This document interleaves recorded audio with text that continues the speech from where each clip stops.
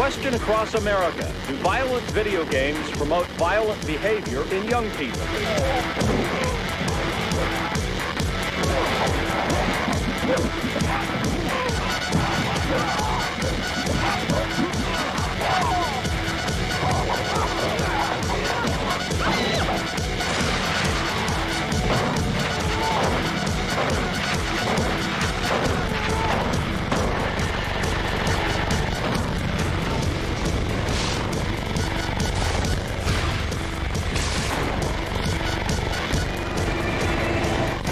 Do violent video games make for violent kids? Cool to kill them and stuff.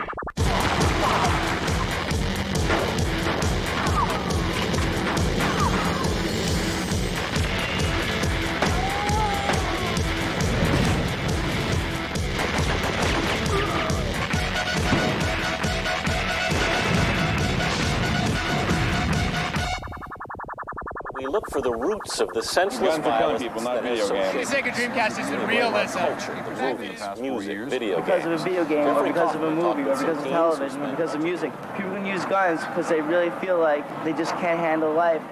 Video games give you the skill and the will to kill. They teach you to associate pleasure from human death and suffering. They reward you for killing people. They take healthy play and turn it on its head. Success in a video game is defined by mastering violence at heretofore unimagined levels. I think that media violence and video game violence play a very important role, and in combination with a number of psychological and societal factors can be very damaging. I think the real challenge for the video game industry is to develop new scenarios, new games. And I think that this preoccupation with ultra-violence is something that they really ought to work away from. The problems that we're seeing in representations and violence in video games has nothing to do with the technology. It has everything to do with how we've chosen to use the technology. Most of the discussions people have about media issues, whether the subject is violence or sex, tend to focus on television and movies. And while these are still the dominant media in many people's lives, an important new technology, video games, has been introduced into the media landscape without much discussion. For young people especially, video games are perhaps the media technology they are most familiar with and enthusiastic about. Surveys have found that 90% of households with children have purchased or rented video games. And it's been estimated that kids in those homes play an average of an hour and a half a day. Sales figures are another indication of the popularity of video games. When Sega introduced the Dreamcast console, it sold 500,000 units in the first 2 weeks. In fact, in 1999, 215 million games were purchased, generating over $7 billion for the video game industry, which is more than Americans spent on going to the movies. Given how prominent video games seem to be, the lack of attention paid to them is surprising. In this program, we're going to take a close look at the role they play today. Shall we play a game?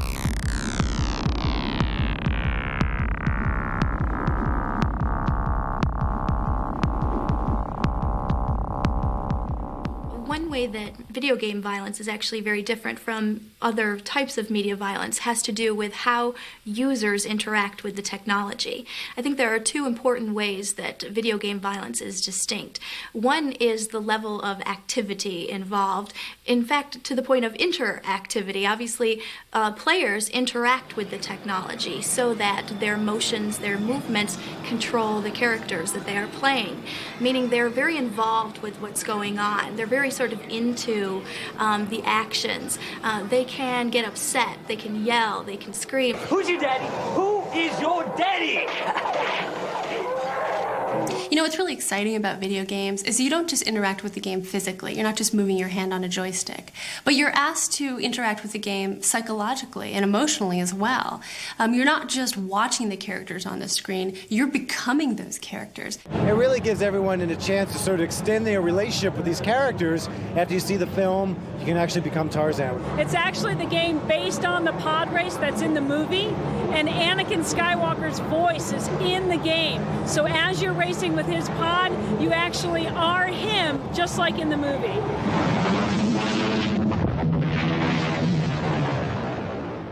One of the ways in which video games engage players as participants emotionally and psychologically is through realism and a heightened sense of realism. You could say that realism is the holy grail of the video game industry. The key to Sega Dreamcast is the realism. The fact that in a football game, if it starts to rain, the crowd will put on ponchos.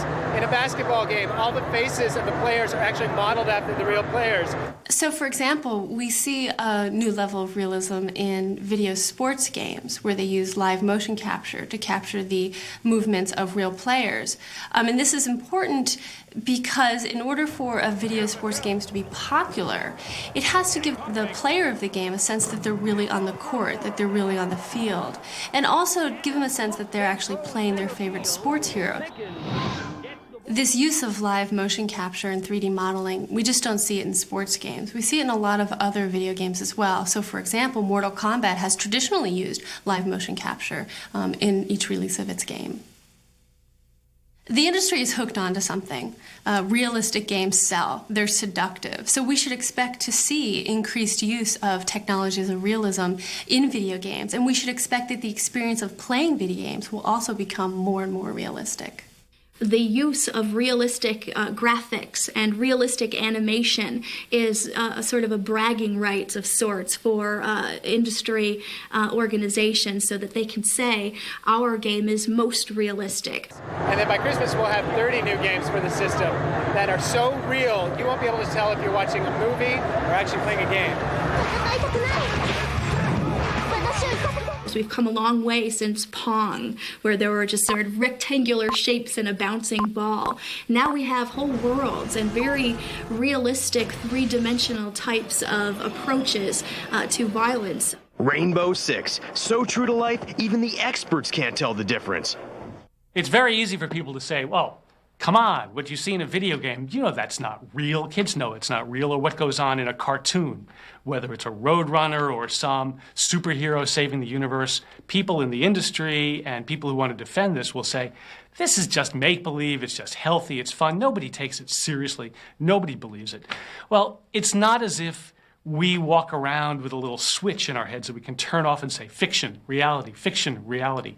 Over time, the distinction between these two things is completely irrelevant. When it comes to media images, it's all representations. It's all manufactured, mediated imagery.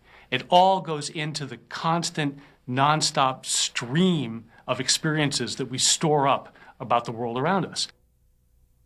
When we look at the large amount of money spent, the amount of time kids play them, and the incredible level of realism they've been able to reach, realism that movies and TV can't even come close to competing with, it's important for us to understand this new technology. And although the question of violence is extremely important, we shouldn't let that limit how we understand video games, because the stories of violence are always told in conjunction with other stories about gender, sexuality, and race. So we have to understand how all these things work together.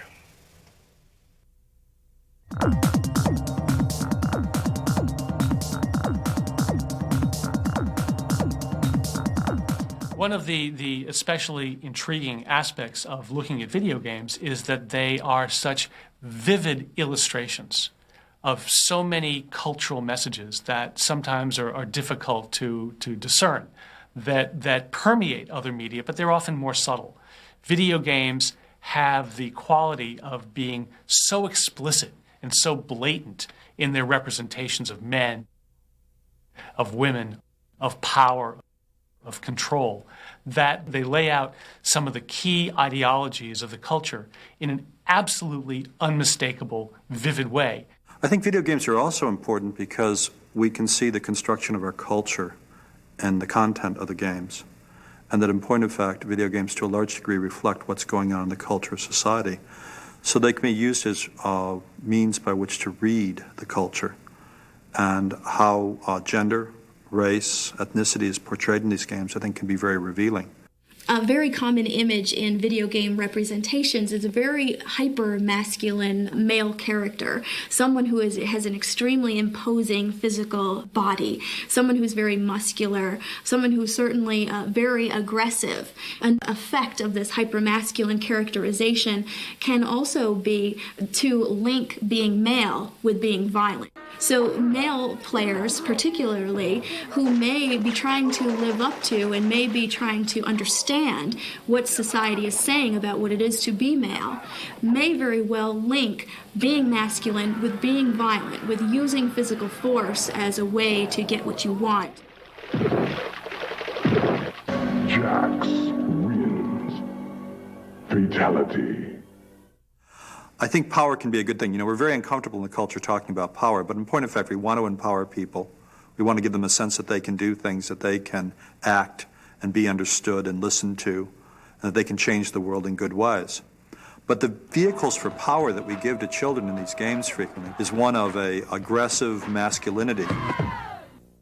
This aggressive masculinity that's prevalent in video games, you can see very particularly in wrestling games, where not only do you have the signature moves of the wrestler, but also what is incorporated is their taunts and their bullying as well. WWF superstars, all their signature moves and taunts. I think that wrestling, both on television and in video games, sends the message to mostly young boys that control and violence is the way to get what you want. And you do that through physical and verbal intimidation. The Rock is going to take that little green bag, all those little video games, and stick them straight up your candy ass. I think one of the reasons why masculine images are so prevalent in video games is because if you look at who produces video games, the game designers, they're mostly men. So the images and the representations that come out of video games are coming out of a very male culture. There's a really good example of this in an ad I saw for a game company. And in the front of the ad were the game designers, and all the game designers were men. But in the background, there were women, but all these women were wearing bikinis, and they were faced away from the camera. Their presence is sort of as a backdrop to the men who were actually producing the game. So, for example, in a game like Duke Nukem, we have a character who is there as the primary character with females surrounding him for his edification, to sort of show off his masculinity, his power, and so forth. Shake it, baby. I think one of the most traditional roles for female characters in video games is the damsel in distress. Female characters often need to be rescued. And you see this in games featuring Duke Nukem, for example. In fact, women need to be rescued is the premise of many of the Duke Nukem games. One of the latest games, called aptly Planet of the Babes, begins with the premise that all the men on Earth have been killed, except for Duke, and he needs to come and rescue all of the women from these aliens. So here you have the entire role of all of the women on this planet is to be rescued. One man, one mission, 1 million days. Duke Nukem, the king of hardcore action, is back. Cocked, loaded, and ready for his hottest adventure yet. I think what this says, what it tells us, is that the premise of Duke Nukem rescuing these women, allows him to be powerful, allows him to be the hero, and it reflects the fantasies of the male producers of this game. Through Duke, they have the opportunity to be powerful and to be wanted, and in these games, the women are very grateful to Duke Nukem for rescuing them. Oh, Duke, I knew you'd come. One of the other roles for female characters in Duke Nukem games in particular is that of the porn star. In Duke Nukem's 0 Hour, it takes place in a red light district where the streets are filled with strip clubs and porn theaters. And this looks completely normal. This is Duke's world. This is the world, the fantasy world that he inhabits.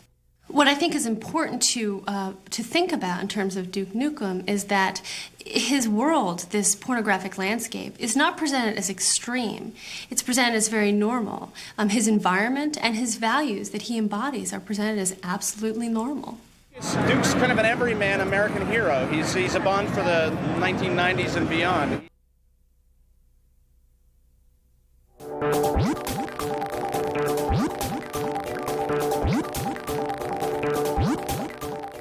While males are still the predominant characters in video games, recently the industry introduced a number of female characters as well. Lara Croft is the most famous of these, but there are others such as Rin and Joanna Dark. While more girls and women are playing video games, these new female characters were introduced to appeal to the main consumers, boys and men. And just as a very particular story about masculinity is told, characters such as Lara Croft also help to define femininity in a very specific way. I think there's some really interesting contradictions operating in terms of how women are depicted into some of the most recent games. These contradictions have to do with the seeming empowerment of women, while at the same time we have a situation in which I think women are really being exploited in terms of how they're being shown graphically. You can see this, for example, with Lara Croft in Tomb Raider, where she is this highly energetic, muscular character, highly aggressive, and yet the video game presents her as this extremely, I would describe her as pneumatic, very busty, over-exaggerated sexual object. I think that Lara Croft does challenge traditional roles of female game characters. She doesn't need rescue, for example, in her games. But she also is judged by the beauty standard, the same standard by which women and female game characters in video games have always been judged. For example, we can look at most female game characters' body proportions.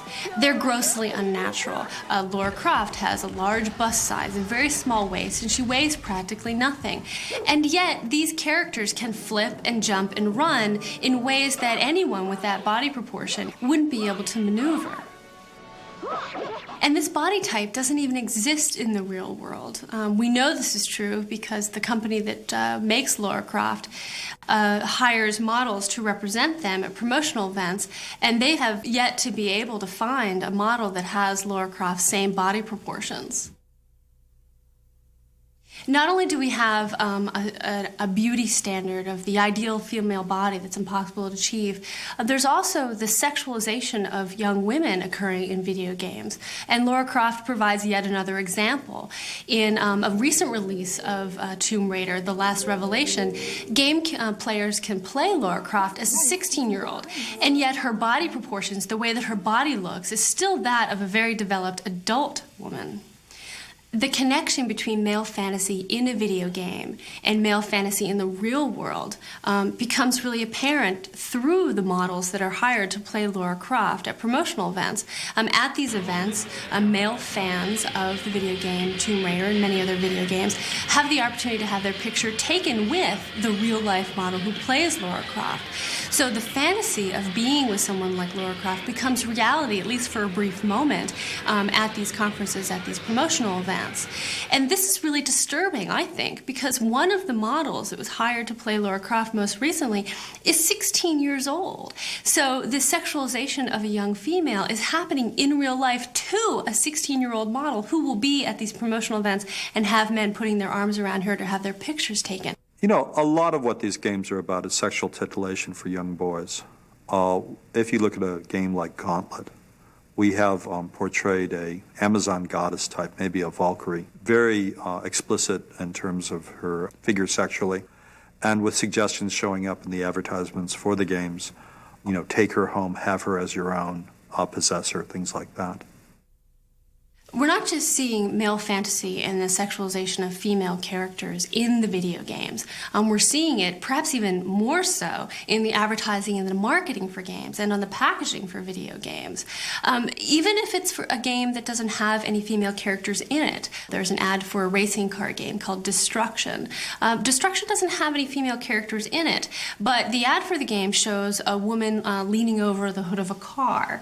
Another example is for Virtual Pool. Again, no female characters are in Virtual Pool, but we see in the ad that there's a woman leaning over a pool table showing us her cleavage. And this is a game that's a billiard simulation. There's an extreme example of this in an ad for Game Boy. In this Game Boy ad, you see a woman tied to a bed and she's wearing a lingerie. When we see female characters, most of those female characters are white. There are black characters in video games, but they play particular roles. So, for example, in Kingpin, we see an unusually high amount of black female characters. But these characters are prostitutes. They're vagrants.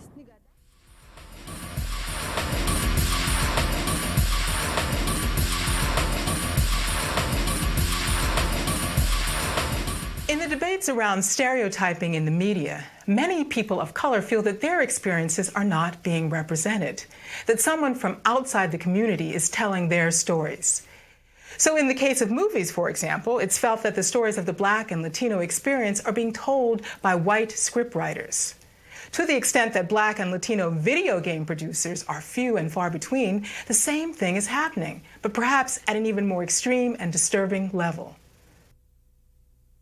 You know, there's an interesting irony about color and video games. Hardware manufacturers and video game designers pride themselves on the rich textual display. But what I find so ironic about this is that the range of colors that may be available in the technology aren't used very much by the game designers. And by this I mean most video games feature white characters.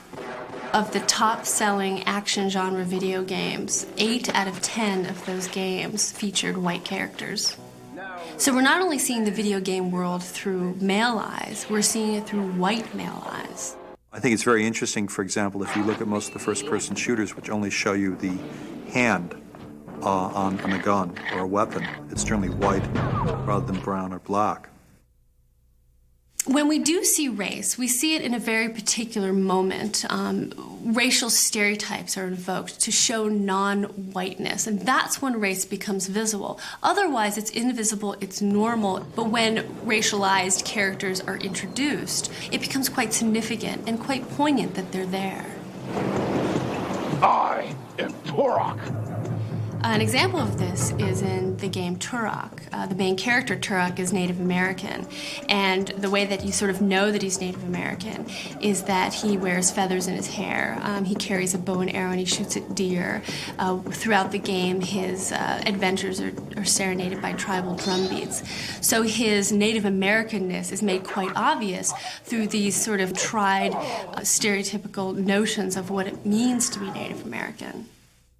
I think an even more blatant example of stereotypical representations of people of color we can see with black characters. In the game Kingpin, we see a lot of black characters, which is unusual compared to most games overall. Most games have white characters, overwhelmingly. But in Kingpin, it takes place in an environment full of black characters. But there's a particular reason why there are a lot of black characters. Kingpin takes place in an inner-city urban ghetto. Violence and crime is the way in which you get ahead in this environment. You steal, you mug, you fight, you're part of a gang. So there's nothing about the environment of the inner city that really challenges the stereotypical notion of the inner city already. Violence and crime goes right along with that. What's ironic about this is that even though you're in a mostly black charactered environment, you as the main character are a white guy. So what this conveys beyond just the stereotypes of the inner city being full of black criminals is that this is abnormal. This is something that needs to be contained, that you as the protagonist and the lead character need to somehow beat this back into some sort of normalcy. And what you do in this game as the main white character is you try to get to the leadership position of the gang. You try to become the kingpin. This idea that whiteness is normal and that blackness is exotic, foreign, bizarre, we can see particularly in games like Akuji and Shadow Man. I had a dream, Shadow Man, a real bad dream, a dead side dream. The five are here, the heralds of the apocalypse.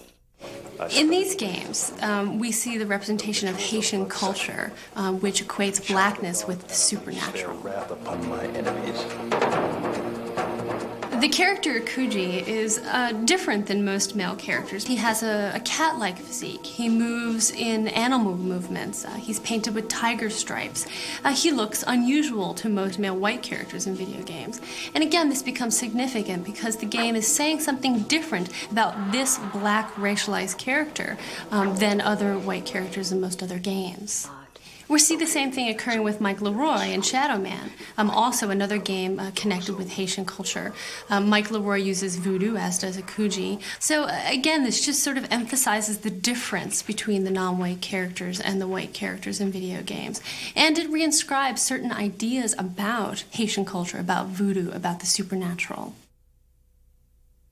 Video games sell themselves as being able to take us to fantastic worlds beyond our mundane, everyday lives. Places where we can have extreme experiences. And there's no doubt that there's a tremendous potential to expand our consciousness. But many people have suggested we keep a number of questions foremost in our minds as we journey to these new worlds. Who will be our guides? Whose eyes will we see the world through? Whose fears and nightmares will we experience? Whose imaginations will we be trapped inside?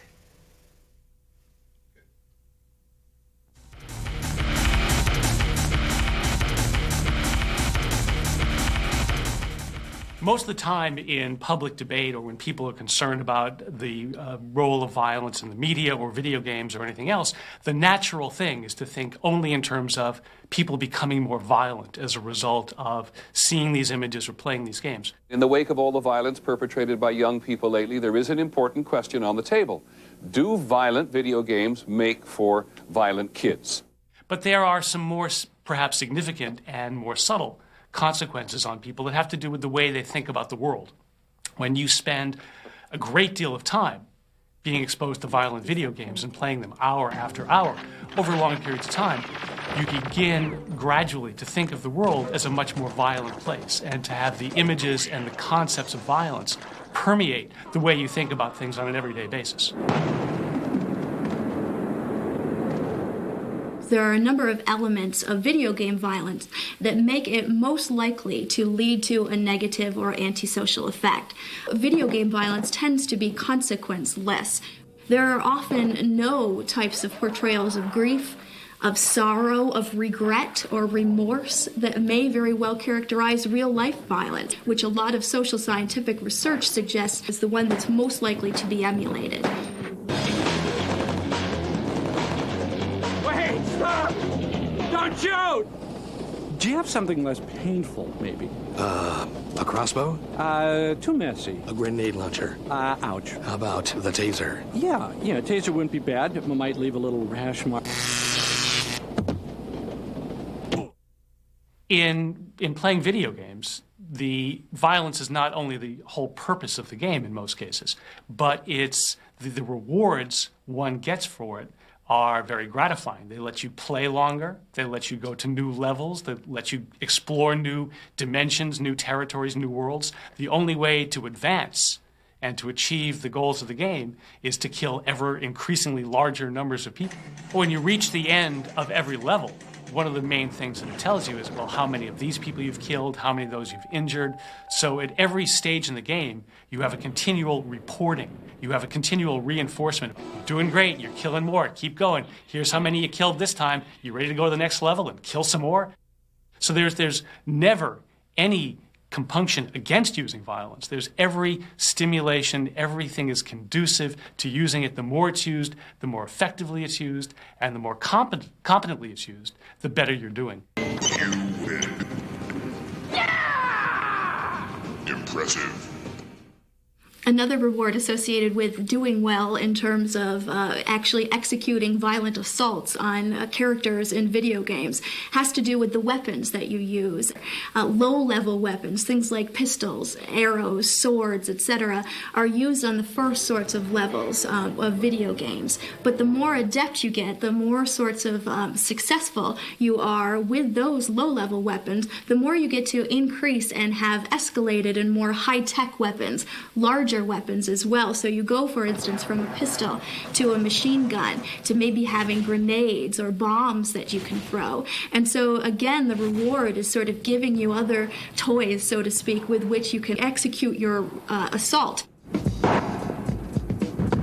Video game violence is also very graphic in general. The types of portrayals that occur in video game violence are maybe unparalleled in other types of media violence.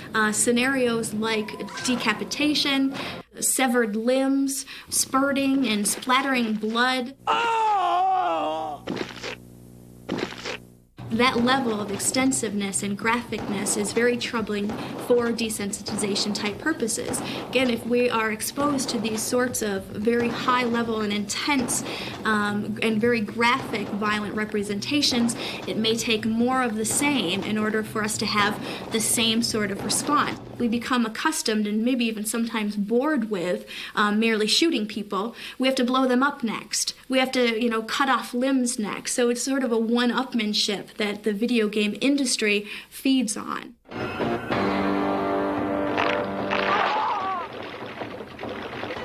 Sub-Zero wins. Fatality. With the images of violence that pervade most other popular media, one of the main consequences is to just make violence seem normal, make violence seem everyday, so that we don't notice it. And it's not simply desensitization to violence. It's where violence becomes assumed to be part of the everyday fabric of life. It's how we think about ways of solving problems, where it's difficult to conceive of everyday reality in a way that is not permeated by floods of violence.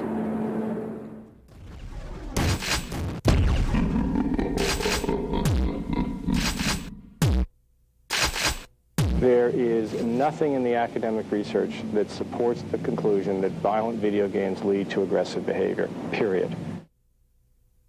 Is it true that there's no evidence linking video games with violent behavior? Luckily, we don't have to speculate about this because over the last 30 years, the U.S. military has undertaken perhaps the most elaborate study ever conducted on video games and violent behavior. It is extraordinarily difficult for a human being to kill a member of their own species. They have to be manipulated into it. And when you look deeper into the battle, you'll see that the history of warfare is ever more successful mechanisms to manipulate people into killing. And we studied in World War II the individual rifleman for the first time in history.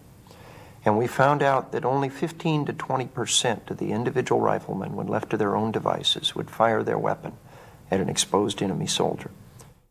This is not a good thing. A 15% firing rate among your riflemen is like a 15% literacy rate among your librarians. So what we did was we went about the process of making killing a conditioned response. In World War II, we taught our soldiers to fire at bullseye targets. And that training was tragically flawed because no bullseyes appeared on the battlefield. And what we converted to were pop-up man-shaped silhouettes.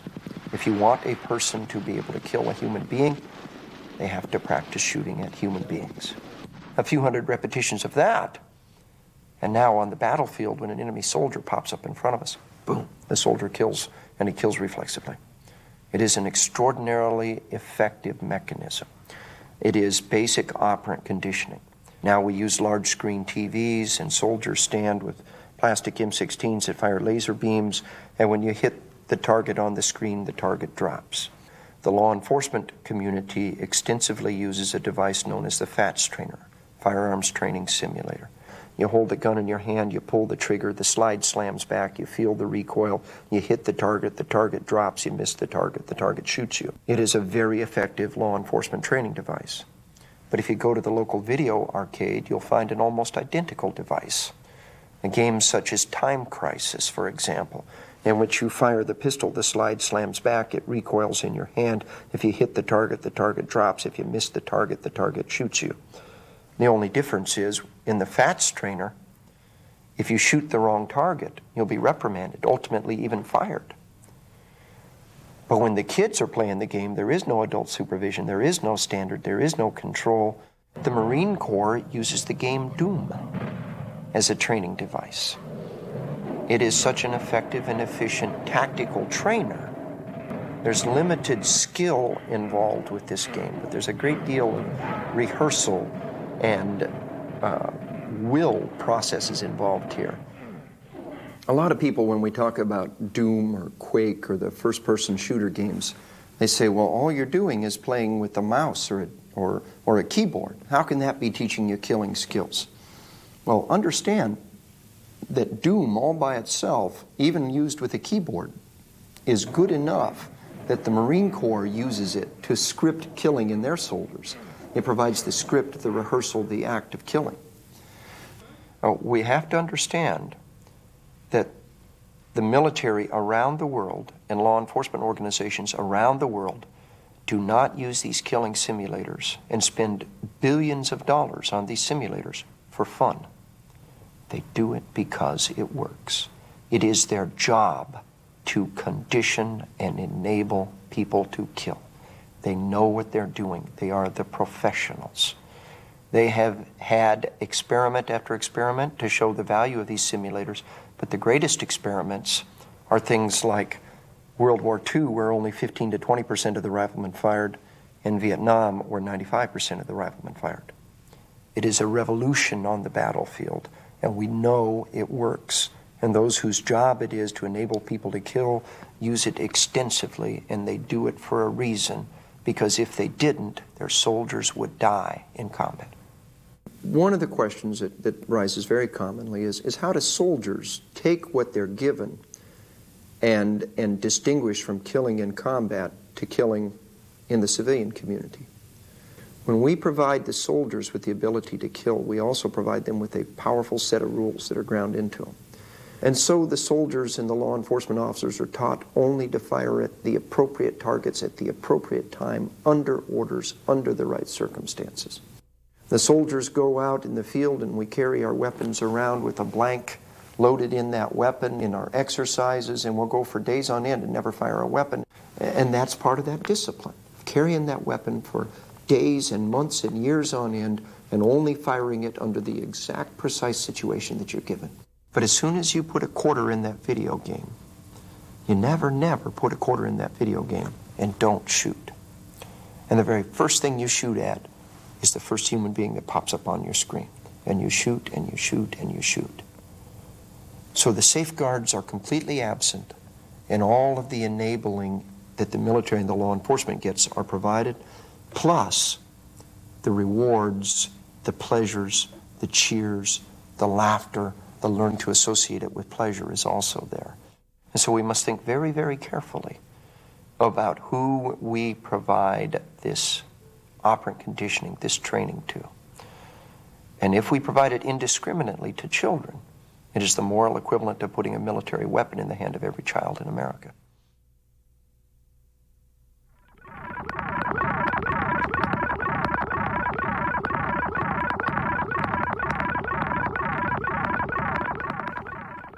As we've seen, the experience of playing a video game is already quite realistic.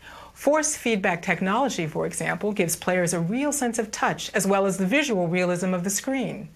Game pads vibrate in the players' hands, steering wheels give players resistance as they turn corners, and joysticks shake. But we've only scratched the surface so far on simulating reality.